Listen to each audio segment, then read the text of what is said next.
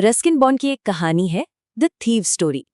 ये कहानी है एक युवा चोर की, एक बहुत ही सीधे साधे लेखक की और एक ऐसे फैसले की जो उन दोनों की जिंदगी हमेशा के लिए बदल देता है। चलिए आज इस कहानी को जरा और करीब से समझते हैं। पूरी कहानी ना इसी एक सवाल के आसपास घूमती है। एक तरफ एक चोर है जिसके सामने चोरी करने का एकदम सही मौका है, और दूसरी तरफ एक ऐसा आदमी है जो उस पर आंखें बंद करके भरोसा करता है। तो सोचने वाली बात यह है कि क्या वो इस भरोसे को निभाएगा या उसे तोड़ देगा। आइए साथ में पता लगाते हैं। तो कहानी शुरू होती है एक रेसलिंग मैच से।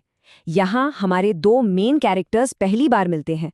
एक चोर है जो अपने अगले शिकार की तलाश में है और उसे लगता है कि उसका शिकार मिल गया है।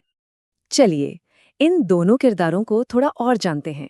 एक तरफ है हरी सिंह, सिर्फ 15 साल का है लेकिन चोरी करने में काफी माहिर है। और दूसरी तरफ है अनिल, 25 साल का एक राइटर जो हरी को बहुत ही आसान टारगेट लगता है। क्यों?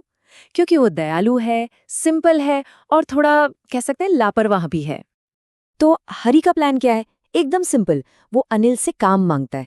अनिल कहता है कि वो उसे पैसे तो नहीं दे सकता, तो हरी तुरंत एक झूठ बोल देता है कि वो खाना बना सकता है, बस उसे रहने के लिए जगह और खाना चाहिए और शायद चोरी करने का सही मौका।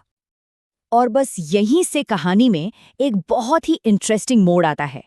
जो एक चोर और उसके शिकार का सीधा सा रिश्ता होना चाहिए था, वो धीरे धीरे कुछ और ही बनने लगता है। एक अनोखी दोस्ती। अनिल को बहुत जल्द पता चल जाता है कि हरी को खाना बनाना तो बिल्कुल नहीं आता, लेकिन वो उसे काम से निकालने के बजाय उसे खाना बनाना सिखाने लगता है। और सिर्फ खाना बनाना ही नहीं, वो उसे उसका नाम लिखना सिखाता है, नंबर लिखना सिखाता है। ये सिर्फ एक नौकरी नहीं थी, ये हरी के लिए एक ऐसा तोहफा था जिसकी उसने कभी उम्मीद भी नहीं की थी।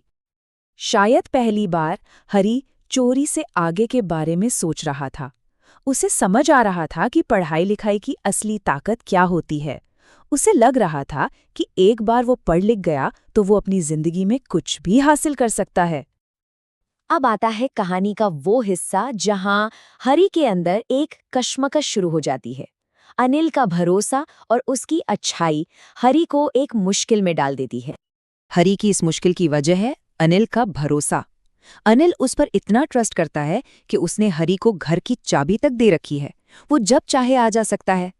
अब सोचिए, एक चोर के लिए इस तरह का भरोसा कितनी नई और अजीब बात होगी। और पता है, अनिल का यही भरोसा हरी के लिए सबसे बड़ी रुकावट बन जाता है। किसी लालची या शक करने वाले इंसान को लूटना आसान होता है, पर ऐसे इंसान को कैसे लूटा जाए जो आप पर इतना भरोसा करता हो? ये तो, जैसा हरी खुद कहता है, चोरी का सारा मजा ही खत्म कर देता है। अब कहानी उस पॉइंट पर पहुंचती है जिसका हरी को इंतजार था। उसके सामने चोरी करने का एक बड़ा मौका आता है। ये वही पल था। अनिल एक किताब बेचकर घर आता है और उसके हाथ में नोटों की एक गड्डी है और वो उसे यूं ही अपने गद्दे के नीचे रख देता है। हरी के लिए ये मौका इतना बड़ा था कि इसे नजरअंदाज करना लगभग नामुमकिन था। तो वो इस मौके को जाने नहीं देता।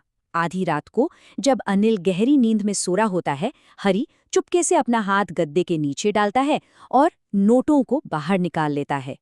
उस वक्त का हर एक सेकंड टेंशन से भरा हुआ था। कितने पैसे? पूरे 600 रुपये। उस जमाने में ये बहुत बड़ी रकम थी। पैसे हाथ में आते ही हरी का पहला ख्याल क्या आता है? सिर्फ और सिर्फ ऐशो आराम। वो उस शानदार जिंदगी के सपने देखने लगता है जो इन पैसों से उसे मिल सकती है। लेकिन जैसे ही वो पैसे लेकर स्टेशन की तरफ भागता है, कुछ ऐसा होता है जिसकी उसने भी उम्मीद नहीं की थी। उसके खुद के ख्याल उसे परेशान करने लगते हैं और यहीं से उसके अंदर एक बदलाव शुरू होता है। यह है कहानी का सबसे बड़ा टर्निंग पॉइंट। लखनऊ जाने वाली ट्रेन प्लेटफॉर्म से निकल रही है। हरी के पास भागने का ये आखिरी मौका है। वो आराम से ट्रेन में चढ़ सकता था, लेकिन उसके कदम वहीं रुक जाते हैं और ट्रेन चली जाती है। वो अकेला प्लेटफॉर्म पर खड़ा रह जाता है। पर क्यों? यहीं उसे पहली बड़ी बात समझ आती है। वो सोचता है कि जब अनिल को चोरी का पता चलेगा तो उसे पैसे खोने का दुख नहीं होगा, उसे दुख होगा भरोसा टूटने का। और ये ख्याल हरी को अंदर तक हिला देता है। और फिर उसे दूसरी और शायद सबसे जरूरी बात समझ आती है। वो उस भविष्य के बारे में सोचता है जिसे वो पीछे छोड़ रहा है। पूरे वाक्य लिखना सीखने का मौका। उसे एहसास होता है कि इन कुछ 100 रुपयों के लिए वो उस तालीम को छोड़ रहा है जिसकी कीमत इनसे कहीं ज्यादा है। इस एहसास के बाद हरी एक ऐसा फैसला लेता है जो इस कहानी को एक बहुत ही खूबसूरत अंजाम तक ले जाता है। तो वो वापस जाता है। बारिश में भीगता हुआ, मन में डर लिए हुए, वो अनिल के कमरे में लौटता है और बहुत ही चुपके से वो गीले नोट वापस गद्दे के नीचे रख देता है। सच कहूं तो ये काम शायद चोरी करने से भी ज्यादा मुश्किल था। और कहानी का अंत बहुत ही पावरफुल है। अगली सुबह अनिल हरी को 50 रुपए का नोट देता है और कहता है कि अब उसे हर महीने पैसे मिलेंगे। वो नोट रात की बारिश से अब भी गीला है। हरी समझ जाता है कि अनिल सब कुछ जानता है, लेकिन अनिल कुछ नहीं कहता। न उसकी आंखें, न उसके होंठ कुछ भी जाहिर नहीं करते। ये बिना कुछ कहे माफ कर देने का एक पल था।